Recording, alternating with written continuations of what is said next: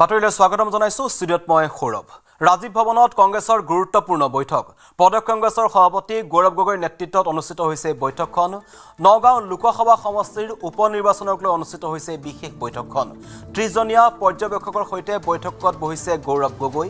উপ নিৰ্বাচনৰ প্ৰাৰ্থী আৰু দলীয় এজেণ্ডা সম্পৰ্কত এই বৈঠকখনত আলোচনা কৰা হৈছে।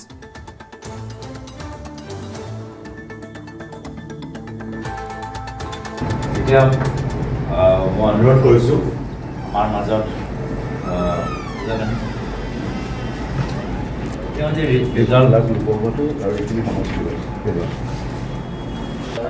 সকলোৱে অৱগত যে আগন্তুক আমাৰ অহা বছৰ পিছৰ বছৰত আমাৰ অসমৰ ভিতৰত কেইবাটাও নিৰ্বাচন হ'ব, বাই ইলেকশ্যন হ'ব, কাউন্সিলৰ নিৰ্বাচন হ'ব। সদ্যহতে আমি কেনেদৰে আগবাঢ়ি গ'লে ভাল, যিহেতু অলপ দিন আগতে আমাৰ দলৰ নেতৃত্ব অসমৰ প্ৰতিখন জিলালৈ গৈছে। তেওঁলোকে চাই আহিছে যে আগন্তুক দিনত দলটোক শক্তিশালী কৰিবলৈ হ'লে, ৰাইজৰ বিষয়বোৰ মাতিবলৈ হ'লে কেনেদৰে আমাক আগবাঢ়িব লাগে, গোটেইখিনি পৰামৰ্শ তেওঁলোকে আমাৰ কৰ্মীখিনিৰ পৰা লৈ আনিছে। এতিয়া আমি সেই পৰামৰ্শ লৈ আগন্তুক আমাৰ যিখিনি নিৰ্বাচন, আমি সেই পৰামৰ্শবোৰ আমি কেনেদৰে ৰূপায়ণ কৰিব পাৰোঁ, আমি নিজৰ মাজত যে আমাৰ এটা ৰেফৰ্মৰ প্ৰচেছ আৰম্ভ হৈছে, আমি নিজৰ কামৰ যোগেদি কেনেকৈ দেখাব পাৰোঁ তাৰ ওপৰত আমাৰ এটা চৰ্চা যি হ'ব। আৰু আমাৰ বিভিন্ন আমাৰ দলৰ নেতৃত্ব উপস্থিত আছে। মই কৈছোঁ কেইবাটাও নিৰ্বাচন আছে, নিশ্চয় তাৰ ভিতৰত নগাঁও বাই ইলেকশ্যন আছে। আজি যিহেতু নগাঁও বাই ইলেকশ্যন আমাৰ ভবা মতে খুব কম সময়ৰ ভিতৰত তেওঁলোকে ঘোষণা কৰিব। যিহেতু শ্বিলং, মেঘালয়ৰ ভিতৰত শ্বিলঙৰ লোকসভা লৈও এটা বাই ইলেকশ্যন হোৱা আমি জানো। তো সেইকাৰণে আমি আশা কৰোঁ কম সময়ৰ ভিতৰত দুয়োটাই শ্বিলং আৰু নগাঁও বাই ইলেকশ্যনৰ ঘোষণা নিৰ্বাচনী আয়োগৰ পৰা হ'বগৈ। তো তাৰ ওপৰতো আমি কথাখিনি পাতিব। নগাঁও ডিষ্ট্ৰিক্ট, মৰিগাঁও ডিষ্ট্ৰিক্টৰ প্ৰতিখন বিধানসভাত গৈ যোৱা বিধানসভা নিৰ্বাচনত কি ধৰণৰ আমি এতিয়া শিক্ষা লৈ আগবাঢ়ি যাব পাৰোঁ সেইখিনি তেওঁলোকে গম পাই গৈছে। তো আজি সেইখিনি লৈ আমি আলোচনা কৰিম। আমাৰ ইয়াত আজি মিটিংখন হৈছে, আমাৰ গোটেই অসমত অবজাৰ্ভাৰ পঠিয়াইছিল প্ৰদেশ কংগ্ৰেছে। সেই অবজাৰ্ভাৰসকলে কি ৰিপৰ্ট আনিছে সেই ৰিপৰ্টটো আপোনাৰ দীঘলীয়াকৈ আলোচনা হ'ব আৰু আগন্তুক উপ নিৰ্বাচন নগাঁৱত অনুষ্ঠিত হ'ব, সেই বিষয়ে আমাৰ আলোচনা আছে। মোৰ আজি এখন ৰিভিউ মিটিং আছে নগাঁৱত, সেইকাৰণে মই আৰম্ভণিতে মোৰ নিজৰ ক'বলগীয়াখিনি আৰু কথাখিনি ব্যক্ত কৰি মই আজি এতিয়া নগাঁৱলৈ যাবলৈ ওলাইছোঁ ৰিভিউ মিটিং। যিটো বাই ইলেকশ্যন হ'ব তাত আপোনাৰ কেনেকুৱা ধৰণৰ প্ৰাৰ্থী থাকিব সেইটোৰ বিষয়ে আপুনি কিবা? সেই বিষয়ে একো কথাই এতিয়া আলোচনা হোৱা নাই। ইনিচিয়েলি আমাৰ গোটেই অসমত আমাৰ যিটো ৰিজাল্ট হ'ল সেইটো আমি ভাবিব নোৱাৰা এটা ৰিজাল্ট হৈছে। সেই ৰিজাল্টবিলাক কি কাৰণে হৈছে, কিহৰ কাৰণে হৈছে, ইমান ডিফাৰেঞ্চবিলাক কিয় হৈছে, আমি নাভাবাকৈ কি ধৰণেৰে আমি ইলেকশ্যনৰ পিছতো আমাৰ মানুহৰ লগত কথা পতাৰ পিছতো আমি যিটো ভাবিছিলোঁ সেই ধৰণে হোৱা নাই। সেই বিসংগতিবিলাক আলোচনা কৰিবৰ কাৰণেই আমি এক পৰ্যালোচনা কৰিবৰ কাৰণে আমাৰ বিভিন্ন ঠাইত কমিটি কৰি দিছিল। সেই কমিটিবিলাকে আহি এতিয়া ৰিপৰ্ট দিছে। সেই বিষয়ে আপোনাৰ এটা এটাকৈ ডিষ্ট্ৰিক্ট ৱাইজ আমাৰ আলোচনা আৰম্ভ হৈছে। তাৰ পিছতেই আমাৰ নগাঁৱৰ লোকসভাৰ নিৰ্বাচনত কি হ'ব সেই বিষয়ে প্ৰাৰম্ভিক আলোচনা।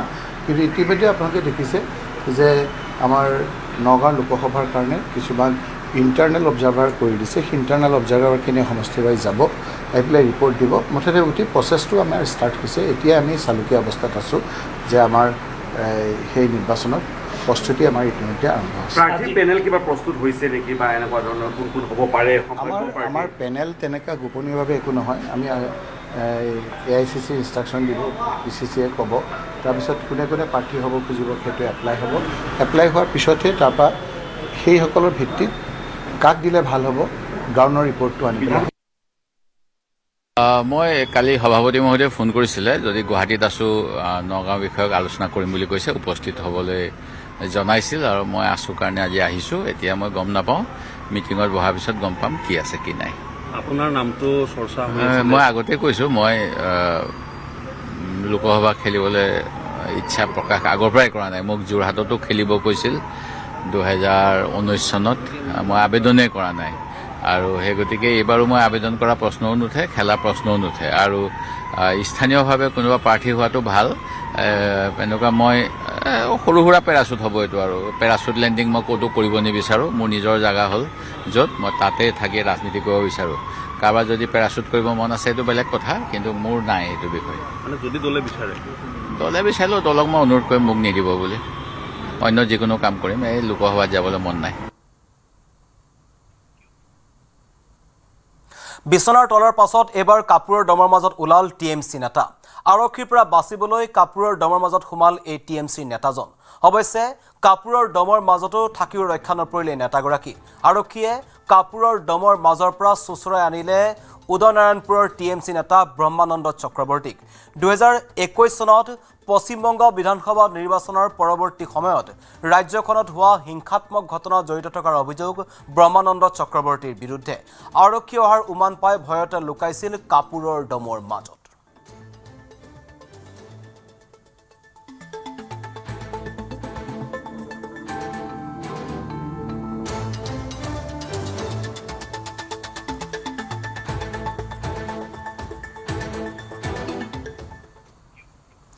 ৰাজ্যত 2 লাখ চৰকাৰী নিযুক্তিৰ প্ৰক্ৰিয়া আৰম্ভ। সংশ্লিষ্ট বিভাগক খালী পদৰ সবিশেষ তথ্য দাখিলৰ নিৰ্দেশ। 17 জনৰ ভিতৰত দাখিল কৰিব লাগিব খালী পদৰ তথ্যসমূহ। প্ৰতিটো বিভাগৰ জ্যেষ্ঠ সচিবলৈ নিৰ্দেশনা জাৰি কৰা হৈছে।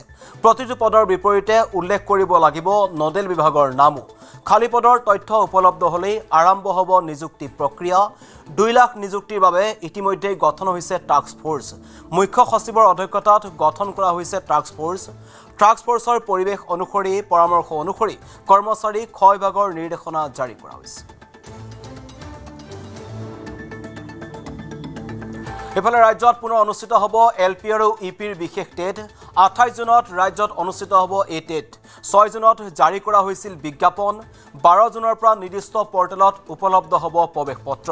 বড়ো, গাৰো, মণিপুৰী আৰু মাৰ মাধ্যমৰ শিক্ষক পদৰ বাবে অনুষ্ঠিত হ'ব এই টেট।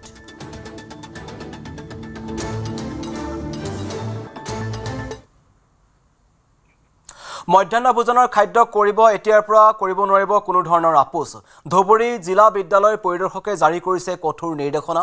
নিৰ্দেশনা অনুসৰি কোনো ছাত্ৰ ছাত্ৰীক ঘৰৰ পৰা সামগ্ৰী আনিবলৈ হেঁচা দিব নোৱাৰিব বিদ্যালয়সমূহে। বিভাগে ধাৰ্য কৰি দিয়া দৈনিক মেনু অনুসৰিয়েই যোগান ধৰিব লাগিব পুষ্টিকৰ খাদ্য। ব্যৱহাৰ কৰিব নোৱাৰিব কোনো ধৰণৰ নিম্নমানৰ সামগ্ৰী। যদি কোনো বিদ্যালয়ত নিম্নমানৰ খাদ্য বা খাদ্য বিষক্ৰিয়া ঘটে তেন্তে বিদ্যালয় পৰিদৰ্শকে ল'ব কঠোৰ ব্যৱস্থা।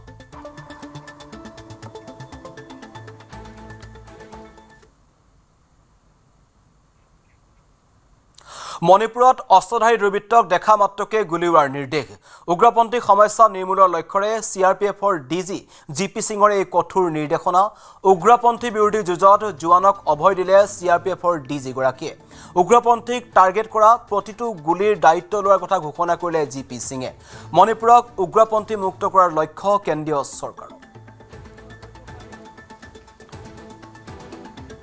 आने वाले साल सवा साल में हम लोगों को मणिपुर के हालात सुधार देने हैं। इस कड़ी में उच्चतम लेवल पर हम लोगों ने डिस्कशंस किए हैं और CRPF की अपनी रिक्वेस्ट पर सरकार ने अभी फिलहाल 2 बटालियन कोबरा यहाँ देने का निर्णय लिया है। और भी हमने बहुत सारी बातें सरकार को बताई है, मैं अभी कहना नहीं चाह रहा, क्योंकि जैसे जैसे हो जाएंगे आप लोगों को पता चलता जाएगा कि किस प्रकार से हम लोग CRPF और CRPF के लिए होगा तो अन्य बलों को भी उसका लाभ मिलेगा, किस प्रकार से हम एक ऐसा सिचुएशन क्रिएट करें कि मणिपुर में हमारे जितने भी साथी यहाँ पोस्टेड हैं उनको किसी प्रकार से ये न लगे कि वो ऐसे एरिया में पोस्टेड हैं जो डिफिकल्ट है, लेकिन उनको वो सब सुविधाएं नहीं मिल रही जो बाकी एरियाज में मिल रही हैं। मुझे आशा है कि आने वाले 1 से 1.5 महीने के बीच इसमें सब्सटेंशियल चेंज होगा। अब हम आने वाले समय के लिए तैयार होना पड़ेगा हमको। जितने भी इस प्रकार के मिसक्रिएंट्स हैं हमारे यहाँ, अगर आप मणिपुर में देखें तो मणिपुर में 2 तरह की समस्याएं सामने आती हैं और कहीं ना कहीं दोनों के बीच में एक आपस में एक सामंजस्य भी है। पहला है आर्म्ड मिसक्रिएंट्स का वो हथियारबंद दुष्कृतिकारी जो चाहे एक्टिव मिलिटेंट ग्रुप में है या किसी सरेंडर्ड मिलिटेंट ग्रुप में है, किंतु उनके पास हथियार है, तो वो अपने हथियारों का नाजायज उपयोग कर रहे हैं मणिपुर की सिचुएशन को खराब करने के लिए। दूसरा, उनसे कनेक्टेड लॉ एंड ऑर्डर का इशू है और कहीं ना कहीं ये हथियारबंद जो लोग हैं वो इस लॉ एंड ऑर्डर को बढ़ावा देते हैं, और लॉ एंड ऑर्डर में जो लोग आते हैं वो उन जो हथियारबंद लोग हैं उन हथियारबंद लोगों को एक इस प्रकार का माहौल प्रदान करते हैं जिस माहौल में वो यहाँ पर अशांति फैला सके। तो बहुत ही सूक्ष्म तरह से कैलिब्रेट करके इसकी स्ट्रेटजी बनाते हुए हमें इन दोनों पर प्रहार करना होगा। कोई भी ऐसा इंसान जो हथियार लेकर सिविलियन इलाके में घूमता है उसको हमें न्यूट्रलाइज करना होगा। मैं बहुत क्लियरली बोल रहा हूं, इसमें किसी के मन में कोई किसी प्रकार का डाउट नहीं रहना चाहिए कि कोई अगर हथियारबंद बंदा सिविलियन एरिया में घूम रहा है तो उसको हमें न्यूट्रलाइज करना ही है।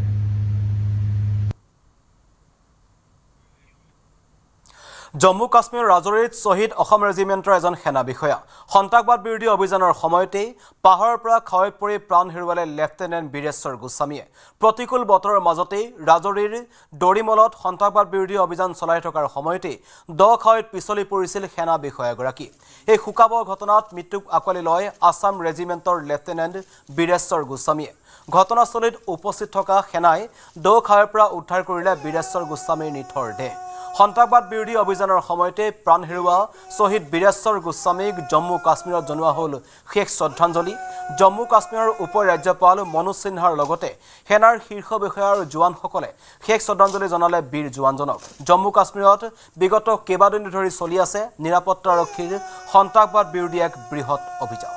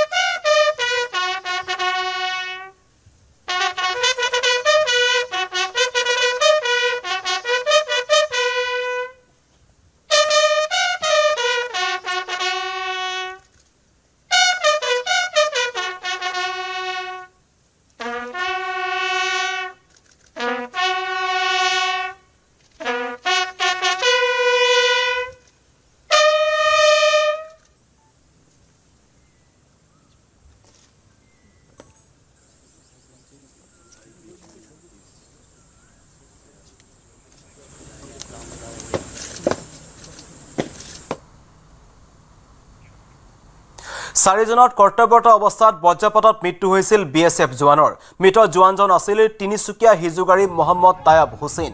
পশ্চিমবংগৰ নিউ জলপাইগুৰিত কৰ্তব্য সম্পাদন কৰি থকাৰ সময়তে সংঘটিত হৈছিল অঘটনৰ। আজি তিনিচুকীয়াৰ হিজুগুৰি বাসগৃহলৈ অনা হ'ল জোৱানগৰাকীৰ নিথৰ দেহ। জোৱান মহম্মদ তায়াবৰ বাসগৃহত বিৰাজ কৰিছে এক শোকাকুল পৰিৱেশে। 3 বছৰ পূৰ্বে বিএছএফ জোৱান হিচাপে চাকৰিত যোগদান কৰিছিল মহম্মদে।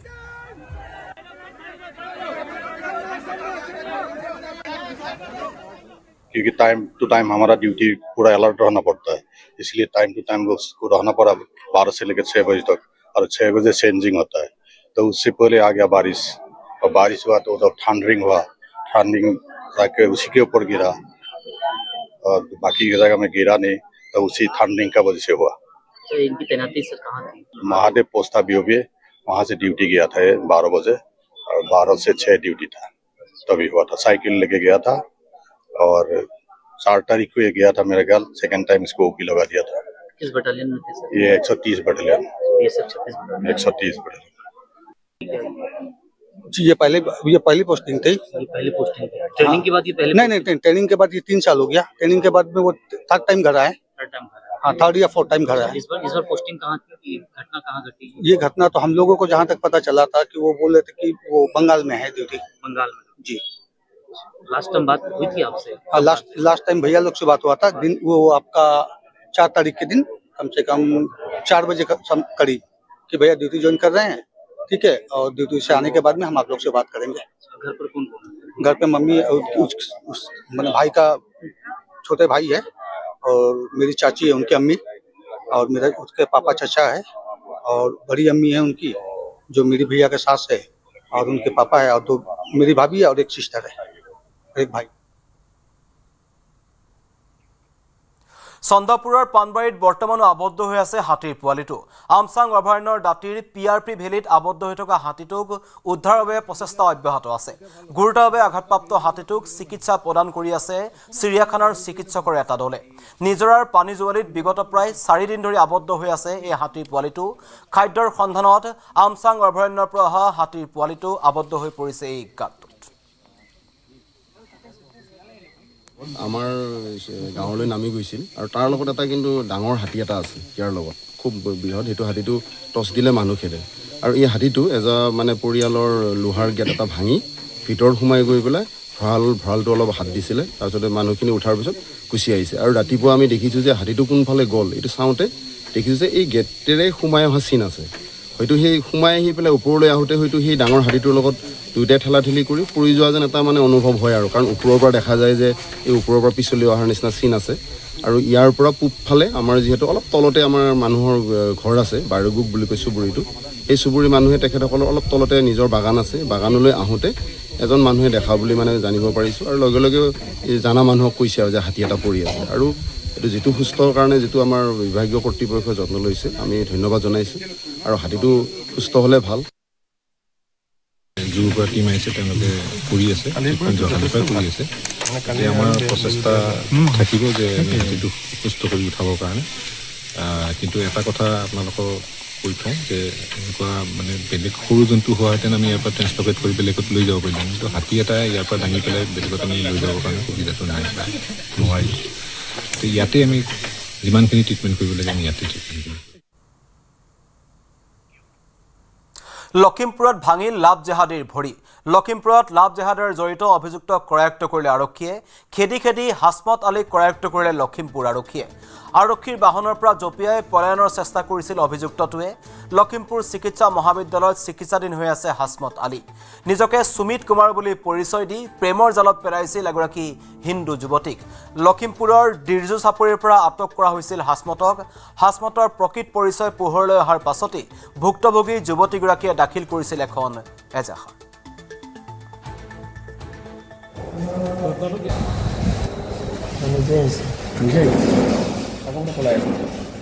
পেচাব কৰিব গৈ কিনে পলাই যাব খুজিছিলোঁ। পলাই যাব খুজিছিলোঁ পেচাব কৰিবলৈ যাওঁতে।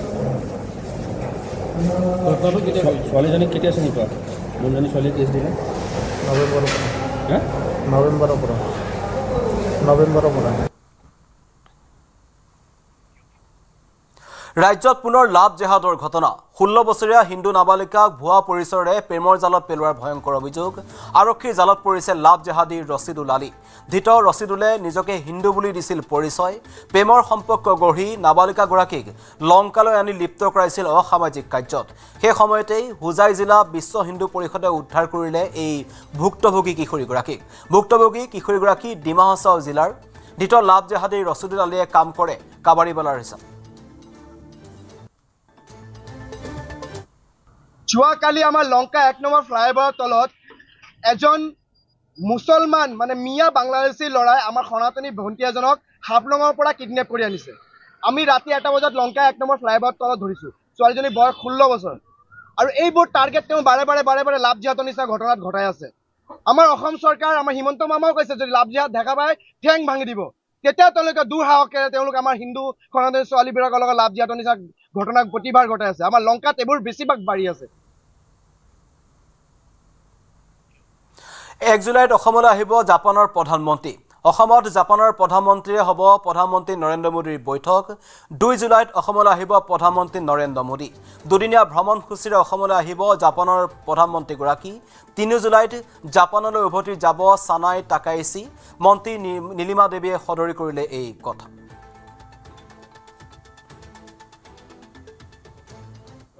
হয় হয় আমাৰ জাপানৰ প্ৰধানমন্ত্ৰী জুলাইৰ 1 তাৰিখে আহি আছে জুলাইৰ আবেলি তেওঁ ইয়াত অসমত পদাৰ্পণ কৰিব 2 তাৰিখে প্ৰধানমন্ত্ৰী আহিব 3 তাৰিখলৈকে তেওঁ থাকিব আৰু 3 তাৰিখে ঘূৰি যাব তেখেতক আদৰণি জনাইছোঁ আপোনালোকৰ জৰিয়তে আৰু মানে আচলতে অকলে এখন দেশ মানে সকলোখিনি নিজৰ আমাৰ যিটো কালচাৰ অৰ্থনৈতিক দিশত যদি অকলে সম্ভৱ নহয় বেলেগ এখন দেশৰ লগত সদায় মিত্ৰতা লাগে আৰু ইখন দেশে ইখন দেশৰ লগত যদি মিত্ৰতাৰে যদি কাম কৰি নাযায় তেতিয়াহ'লে বিশ্বখন আমি একত্ৰিত হৈ থাকিব নোৱাৰিম গতিকে বিশ্বক এক কৰিবলৈ হ'লে কিন্তু বন্ধুত্বসুলভেৰে প্ৰত্যেক ইখন ৰাষ্ট্ৰ সিখন ৰাষ্ট্ৰলৈ সদায় এনেধৰণে ইখন দেশৰ পৰা সিখন হ'লে গৈ একেলগে বহি আমি জাপানৰ বিষয়ে ইয়াত জানিব পাৰিম আমাৰ অসমৰ বিষয়ে তেখেতে কিছু হ'লেও জানিব ভাৰতত আজি অসমত ভাৰতৰ ভিতৰত ইমান ৰাজ্যত আজি অসমত আহিব এইটো আচলতে আমাৰ অসমবাসীৰ বাবে গৌৰৱ মাননীয় মুখ্যমন্ত্ৰী ডক্টৰ হিমন্ত বিশ্ব শৰ্মা ডাঙৰীয়াক ধন্যবাদ জ্ঞাপন কৰিছোঁ আৰু প্ৰধানমন্ত্ৰী মহোদয়ে এইটো তেওঁৰ আশা আছিল অসমলৈ আহক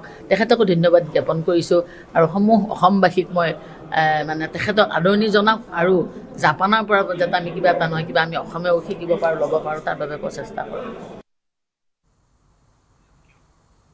গুৱাহাটীলৈ আহিব ইউৰোপীয় সংঘৰ প্ৰতিনিধি দুদিনীয়া কাৰ্যসূচীৰে গুৱাহাটীলৈ আহিব প্ৰতিনিধিৰ দলটো ইউৰোপীয়ান ব্লু ভেলি কাষ্টাৰ উদ্বোধনী অনুষ্ঠানত অংশ ল'ব এই দলটোৱে 8 আৰু 9 জুনত ইউৰোপীয়ান ব্লু ভেলি কাষ্টাৰ উদ্বোধনী অনুষ্ঠান উপস্থিত থাকিব ইউৰোপীয়ান ইউনিয়ন আৰু দেশৰ প্ৰতিনিধি অনুষ্ঠানত ভাগ ল'ব বৈদেশিক মন্ত্ৰণালয়ৰ বিষয়াসকলে অনুষ্ঠানত উপস্থিত থাকিব মুখ্যমন্ত্ৰী ডক্টৰ হিমন্ত বিশ্ব শৰ্মাই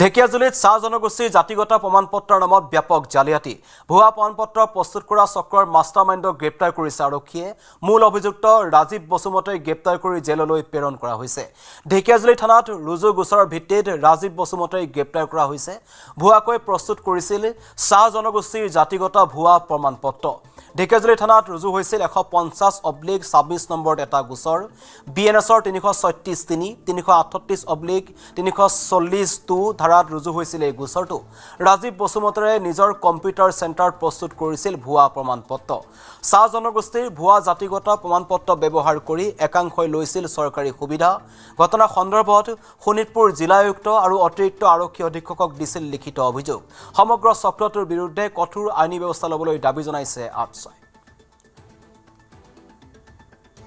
কিছুমান CSC চেণ্টাৰে আমাৰ চাহ জনজাতি জাতি সন্মিলনীৰ দ্বাৰা মানে স্বাক্ষৰিত চিনাক্তকৰণ প্ৰমাণপত্ৰ আমি এজনক দিয়া হৈছে কিন্তু সেই একেটা প্ৰমাণপত্ৰ কি কৰে তেওঁলোকে CSC চেণ্টাৰ কি কৰে তেওঁলোকে জালিয়াতিৰে বেলেগ বেলেগ নামত তেওঁলোকে উলিয়াই তেওঁলোকে ডিজিটেল কাষ্ট চাৰ্টিফিকেট এপ্লাই কৰাৰ এটা আমি উমান পাইছিলোঁ আৰু সেইমতে আমি যোৱা 4 তাৰিখে আমি আমাৰ এটা প্ৰজাতি দলে আমি বিভিন্ন ক্ষেত্ৰে আমি গম পাওয়াৰ গৈ আমি সৰজমিন তদন্ত কৰিলোঁ সৰজমিন তদন্ত কৰাৰ পিছত আমি দেখিলোঁ যে বাতাসীপুৰৰ কাষতে মুন্না চেণ্টাৰৰ এজন লোক আমি চাম দৈমাৰী তেওঁ কি কৰে তেওঁ এই ধৰণৰ জালিয়াতি কৰাৰ এটা ব্যৱসায় এটা আৰম্ভ কৰিছে আৰু আমাৰ যিসকল চাহ জনজাতিৰ লোক মনমোহনীপুৰ কোক বা শ্যামাগুৰি এইবোৰৰ লোকক তেওঁলোকে কি কৰে ঢেকিয়াজুলিলৈকে টাউনলৈকে আহিব নোৱাৰে যাতায়াত ব্যৱস্থা অকণমান দুৰ্লভ যাৰ কাৰণে আহিব নোৱাৰে তেওঁলোকৰ সহজ সৰলতাৰ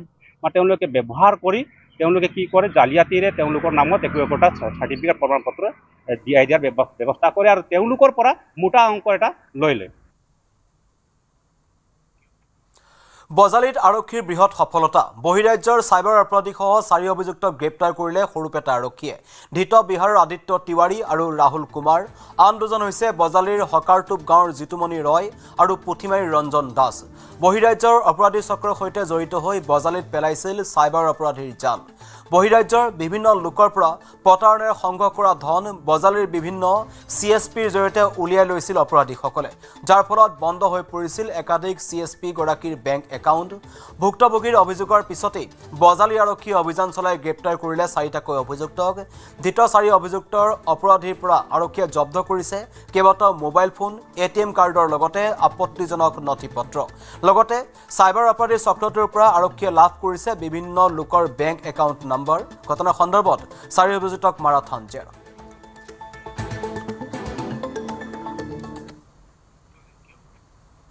বাতৰিত এতিয়ালৈ ইমানেই। ধন্যবাদ।